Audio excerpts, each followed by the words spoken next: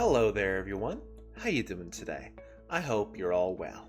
Today we're going into r/malicious compliance, where people follow orders to the exact definition of what they were told to enact revenge on their bosses, or just shitty people in general. If you enjoy, remember to like, subscribe, leave a comment down below, and without further ado, let's get started, shall we? Absentee boss wants me to increase the daily order against my suggestion? Well, you got it. I used to work at an upscale-ish cafe. I was a supervisor and in charge of the bakery section. There was also a kitchen and a coffee bar. Now, Mother's Day was our biggest day of the year by a huge margin, like it would be close to or triple our daily sales for a regular Sunday.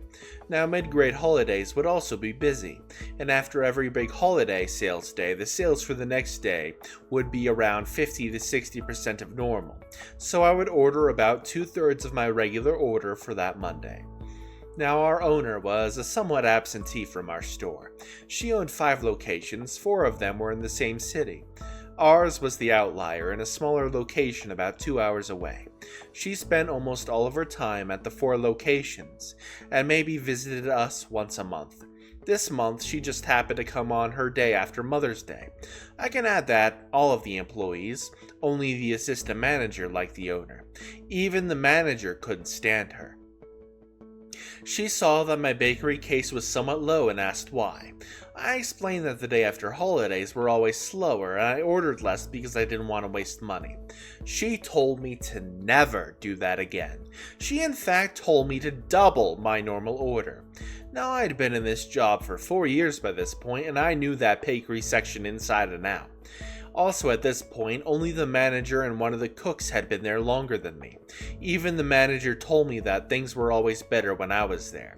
I always stayed late to cover call-ins, often came in on my day off if they needed me. I even once drove a catering delivery 90 minutes each way to satisfy a loyal customer. I told the owner that today was a special circumstance, and that doubling the order would lead to a ton of food waste, and I recommended that we not do it. With my regular daily orders, we usually ran out only near the end of the day, barring unforeseen circumstances like somebody coming in and doing a big pastry order without notice. This was from a lot of trial and error over the years, and I changed my order up whenever things looked like they were changing. But she insisted, even after the manager also told her that our regular order was fine. I tried again to tell her and she just told me to do it. My manager also said it by that point, so I did it. I doubled my regular order. After about 2 weeks, she emailed me and asked why we were throwing so many pastries away every day. I told her that she told me to double my order. At that point, my boss says she wanted to fire me. My boss convinced her that she needed me to help run the store, which she probably did, so I wasn't fired, but I lost my position as bakery lead. I was still a supervisor who worked the bakery section, but I no longer ordered product. Still the same wage, but I was switched from mostly mornings to mostly nights. While I did miss my morning regulars, I also enjoyed making the same money for less responsibility. About 6 months later, the manager quit to go back to school, and the place went downhill fast. As I said, everyone working there hated the owner, except the assistant manager who had quit about a month before this for a new job. As soon as this happened, I started looking for a new job, even though I hated changing jobs. So did a number of others. Everyone was loyal to the manager, nobody to the owner. I took a supervisor job at a nearby restaurant and never looked back. I'm told by some co-workers who are still there that it became difficult to get through the day without me and the manager there, and we lost a lot of sales for over a year before they started picking things up back again. Oh, you can't get simple office accessories? Well, then I'll bring my own. 12 to 13 years ago, on my very first job, I was hired as a network administrator at a newly established state-owned company. Everything was new there, including processes to request office accessories. So I was settled in an office room with bare minimum office accessories. So I wrote down several simple items to request them from support department. At then, it was just a guy. Later, it turned into a 30-plus person department. Items included simple things such as facial tissues, a cloth hanger, it was winter and I had nowhere to put my jacket, a headset, 3 colors of pen, and a whiteboard and markers and wiper. The support department guy took a look at the list and continued with excuses about each items. Facial tissues are for non-managers. Pens you can request only blue once a week if you bring the previous empty pen. Whiteboard and its accessories are also only for managers. So's the cloth hanger. Like, are non-managers not allowed to have a jacket? And as for the headset, he just laughed, like, welcome to a state-owned company, young one. I just realized how different are desks of non-managers and managers. It was these simple things, and I really didn't care spending myself. I was just wondering why others haven't yet. So the next day I came in with a facial tissue box with a beautiful design, a really good short cloth hanger for my set, good pens of all colors, and a light white glass as a whiteboard, some markers to hang behind my chair and my own gaming headset, and a nice plate full of my hand-chosen sweets. My chair looked perfect. I really mean it, especially when all the other desks in the other rooms were just copy-paste of the same sick idea. It wasn't even looking better than a manager's desks. By the end of the day, every manager and non-manager that came to my room, their first impression was looking jealously to everything for several seconds, and then asked me how did the support department give me these items. My answer, just normally with the same proud in my tone, the company's rules are written by beggars. These are my own, and it cost me nothing to make my room look like this. The next day, the support department guy came to my room, told me to take all your stuff home and I'll give you the same as everyone. I replied, "Oh, but I'm not a manager. I'm not a manager." He said, "We changed the rules. Everyone deserves these things now." I've had to supply my own keyboard, mouse, headset, and memory upgrade for my desktop computer when I was working for a broke company that was rescued from insolvency by venture capitalists. They were so tight with spending it was crazy. When they sold us, I thought things would get better. But the new company wasted tons of money and then made a bunch of us redundant. It was absolutely wild. The endless cleaning loop. So this happened while I was working at a convention center that was, not a good place to work. They sucked. Management was absolutely poster boy MBA idiocy 99% of the time, and that other 1% was trying to figure out how to make it 100%. For example, they hired a security guy just to keep homeless folks from crashing on the couches, and then tried to fire him when the homeless problem just went away.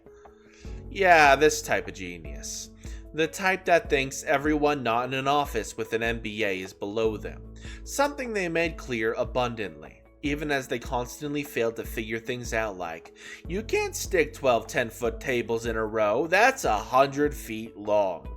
Yes, the application lets you make the room larger, but we lack that space-time bending technology. Anyway, they were the type of people who believed that the menial peons of lesser departments should never be relaxing. Work for the purpose of pointless work. Getting a job done better or faster just means getting penalized. So one day, about 6 months before COVID, they hand down this new rule. Our job was setting down and taking down sets, as well as cleaning, both for events and in general. They let the janitorial staff go and folded those jobs into our department to save cash. Of course. Well, they decide that if there are 2 new rules we need to follow. 1. Always be cleaning. We are to clean on a loop endlessly, even on floors that aren't in use that day, so that the customers can see how busy we're keeping things nice. So we did the loop and no one's come in. Well, do it again, top to bottom. You should never be off your feet, you lazy peons. So lazy. And number 2. We were no longer allowed to leave cleaning materials, carts, vacuums, etc. anywhere but their assigned location, which was now a back room on a bottom floor. If anyone asks you to do anything, you have to go put all that back. No exceptions. We pointed out how that was stupid, but we're just laughable idiots who couldn't get a business degree. What do we know about work? Ha! So we complied, and suddenly everything was late. We got a call to get some chairs. Well, I was cleaning unused tables on another floor. I have to pack everything up, put it away on the slow elevator. Then I can go do that. Even if a customer asked me, suddenly we're getting complaints that everything takes too long. Management even protested a few times with, "What are you doing on that floor?" "Cleaning, like you told us to." Did they learn? Of course not. A few months later, they took away the break room even. We could still have breaks. It was the law, it just wasn't supposed to be in the building to prevent laziness. Meanwhile, we were still endlessly looping on cleaning, then taking 5 or so minutes to pack up every time we had to do something, then another 5 minutes to unpack and get back, sometimes several times in a few minutes, making 3 quick errands for an event taking a half hour. They didn't learn, but we complied, much to the complaint of everyone. And then COVID hit. They took the PPP loan and then fired everyone. Dear Lord, man, that is terrible. Oh my God. Ugh.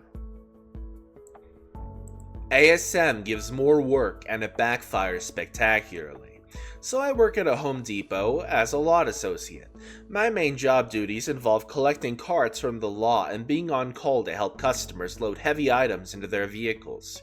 Since I'm typically the only lot person scheduled during my shift, this means I'm running back and forth trying to help customers and get carts. It really is a job that needs 2 people, one on each end of the store, but oh well, it's just me. Now I can usually handle this, but when I'm assigned other projects on top of that, well, as a normal person with normal thinking skills can imagine, it's too much. On one such day, the head cashier, the supervisor, who we'll call Karen, usually a nice lady but has Karen tendencies, as you will see, told me that Kyle had such a project for me. He wanted me to clean out an area at the side of the store and move a bunch of carts there. This was going to take at least a couple of hours because the area was such a mess. And since this was during the summer, when the store was busier than usual, I would be constantly interrupted with loading calls and trying to maintain the lot. And this is where the malicious compliance comes in. Kyle wanted me to focus on cleaning that area, which I did. It ended up taking 5 hours. Bear in mind that I also answered several loading calls during that time. The problem?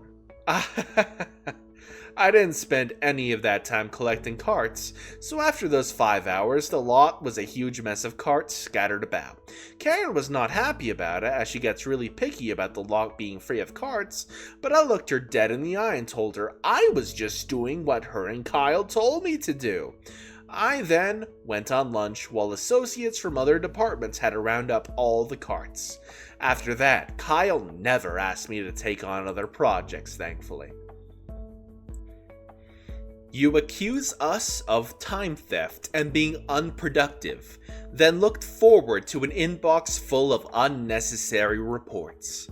I work in premium customer service at a bank where we serve the bank's higher value customers. This usually gave us more freedom because, unlike in traditional customer service, the focus is more on quality than quantity. However, we were accused of time theft because we didn't log out for 2 minutes to go to the bathroom. All of a sudden, we had to report whether we were or were not productive.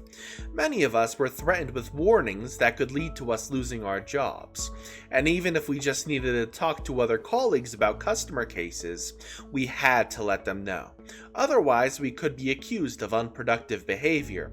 And well, we complied. A little too ambitiously, might I add. Every time we went to the bathroom, we reported it to our project managers by email. Every time we went to get a drink, we reported it. Every time we took a break, we reported it. Every time we talked to a colleague about a customer case, each of the 2 colleagues reported it separately to the project managers by email. Every time we left our computers, no matter what it was for, we reported it by email to the project manager's mailbox. After a while, the project manager's mailbox was so full that even important emails were overlooked, because there were too many of them. The project managers were completely overwhelmed, and soon afterwards, the rules were abolished yet again. That is the end of today's video. If you enjoyed, remember to like, subscribe, and leave a comment down below. Check out my other channels while you're at it potentially, and I will see you all next time. Bye bye.